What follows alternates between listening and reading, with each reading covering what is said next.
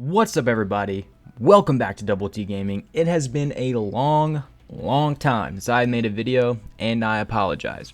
Now listen, I got engaged, I got my own place in a new city with my beautiful fiance, got a new job, and I'm back in school getting my master's degree. I've had a lot going on this past year, so try and cut me some slack at least, but I understand if you don't want to do that, I would be annoyed too. But I am back. I am here now, and hopefully I can start pumping out some almost regular content for you guys. But no promises. But first and foremost, I want to thank everyone that's been tuning into my past few live streams. I know they've been kind of all over the place, but hopefully here soon, I get to streaming some Shadowlands World of Warcraft gameplay and get a bit of a sense of normalcy with the channel. And yes, I know my channel's content is all over the place, and that's because I like so many different things. I like NBA 2K, I like Call of Duty, I like World of Warcraft, I like Pokemon, and I don't really know how to balance each one because I go into different modes where one day I'm like, dude, I need to make a WoW video right now, there's so much going on. And then I'm like, dude, Pokemon is sick right now, I gotta make a video. And so yeah, that's something I'm trying to work out and find my identity with this sort of, and see what path I want the channel to go down. But I know for a fact that I will be streaming the pre-patch for Shadowlands and World of Warcraft and hopefully Shadowlands gameplay itself, so to be sure to be on the lookout for that. But today, I want to talk about one thing and one thing only, and that is the most recent Pokemon series, Pokemon Journeys. If you have not tuned into this series, you are missing out. For starters, if you have a Netflix account, I think the first 20 or 25 episodes of it are out on Netflix in English for you to watch, and so far there are 39 episodes out in total. I think the English, though, is still on that 20 to 25. But it comes out every Sunday in America in the Japanese version, so you can usually watch the English sub of the series by the end of the day Sunday or the beginning of Monday. But I think when the new season comes out on October 9th, that day will be changing to a different one. But right now, again, I think they just finished up this season, so they're on a bit of a hiatus, but it will be coming back with regular episodes on October 9th. And dude, this arc that's coming up is going to be incredible. But before I talk about that, let me just give a background on the series in general and why I find it to be so entertaining and so good. For starters, this isn't a normal series of Pokemon. Ash isn't traveling around collecting any type of badge or anything. The series is actually following a more episodic style, which means each episode is essentially its own story, which is a nice new take on the normal bland traveling the region, collecting badges type of thing, and I actually like that a lot. It's also not your normal cast that we have either. We still have Ash as the main protagonist, but we also have another main protagonist, and that dude's name is Go, whose goal is to catch every Pokemon. Pokemon Go. Gotta catch them all. Wow. Which, funny enough, was supposed to be Ash's original goal. Catch all the Pokemon. Ash, catch them. Gotta catch them all. But the creators moved away from it and that gotta catch them all phrase, but it seems like now they have Go to pick up where they left off. Now, to be honest, I do kind of find the Go episodes to be kind of lackluster compared to the Ash episodes in this series, but that's just my opinion because Go is more about catching Pokemon and Ash is more about battling Pokemon. But it is a cool concept to see of like how Ash and Go interact with each other and how they help each other accomplish their dreams. But I'm kind of going all over the place right now. Let me say this. Ash and Go in this series are research assistants for a new professor in the Kanto region, and essentially every episode they're traveling to past regions and uncovering some type of mystery or solving some sort of issue that's going on over there. This is all while Go is catching different Pokemon and Ash is battling in the Pokemon World Championships. Now, what is the Pokemon World Championships, you ask?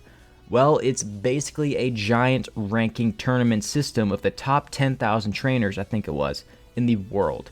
The more you win, the higher you get placed in the rankings and the higher tier you move up into. Right now, Ash is in the top 1,000, I believe, so that makes him being put into the super class tier. But if you make it into the top 8, which is essentially being the champion of each region, you get to compete in a world championship tournament that decides who the number 1 trainer is. And bro, we did get to see this early on in the series when Lance, yes, that Lance, Dragon Master Lance, with the red Gyarados that Ash helped him catch, fought Donde, who is the Galar champion. Now in the games, I think this dude's name is Leon, but in the Japanese version his name is Donde, so I'm gonna call him Donde. And this fight was in Galar, so they got to use Dynamax also. So it was a freaking shiny Dynamaxed Gyarados versus a Gigantamax Charizard. and this fight was incredible. And since then, Ash has just been clobbering almost everyone he fights, making his way up to the superclass. Now I say almost everyone because he did lose to that one Fighting Galar gym leader whose Japanese name is, I think it's pronounced Bea, I think. But after Ash lost to her a couple episodes ago, I think episode 35, he did take on a bit of a losing streak. But I mean, the first 35 episodes of the season, he did not lose a match. He was literally smacking everybody. It was awesome. But yeah, I mean, in the newest episode though, episode 39, they had a rematch and ended up being a tie. And Ash's team is looking up. Oh, who's on Ash's team, you ask? Well, we have the normal Pikachu, of course, but I mean, we also have the Galarian Farfetch, which isn't too bad. He can turn into Sirfetch'd one day. We have a freaking Gengar. Yeah, Gengar. We got a Dragonite. And after all of these years, ever since the Lucario movie, the one Pokemon everyone wanted Ash to have, he has finally done it. He has finally embraced the aura. He has a Riolu. And dude, when he got this Riolu, the egg and the aura inside of it was essentially calling to Ash over anyone else, and it's an awesome throwback to that Lucario movie when we saw Ash have the power of aura in him. Now, not only is his team amazing, Ash himself is actually a lot more mature, I feel like, in this series, and he's acted like he's been to all these places before, which, I mean, he has been to literally all these places before. He went back to Lieutenant Surge's gym in Vermilion City, and although Surge wasn't there, the other trainers there recognized him and his Pikachu, and they did a flashback to how Ash's Pikachu was able to beat Surge's Raichu by sticking his tail into the ground, and even had a nice callback to that in the fight. He went back to Alola. He saw all of his Alola Pokemon, all his Alola friends. He even got a chance to fight the skating chick from XYZ, Corinna, and her Mega Lucario. And dude, this Dragonite versus Mega Lucario fight is one of the most top tier fights in the series for me. Everything about it was so clean, and I've watched it several times over and over again. This series so far has been quite the journey, no pun intended. And with this preview for the next arc coming up, it looks like it's not gonna be slowing down. Now, actually, I may save my analysis of the trailer for another video, but I do want to say this. Pokemon X, Y, and Z was by far my favorite Pokemon series there ever was. From start to finish, how Ash handled himself and his Pokemon, especially Greninja, I loved it. From episode 1, where he literally jumped off the building to save Pikachu from Garchomp, I loved every episode of that series. And it still makes me sad to this day that he ended up losing that league. But the way Pokemon Journeys has progressed, this series could very well take that top spot away from XYZ. Ash is finally in the World Championships. I think this is the Champions League that Cynthia was talking about all those years ago, after the Ash and Paul fight in the Sinnoh region.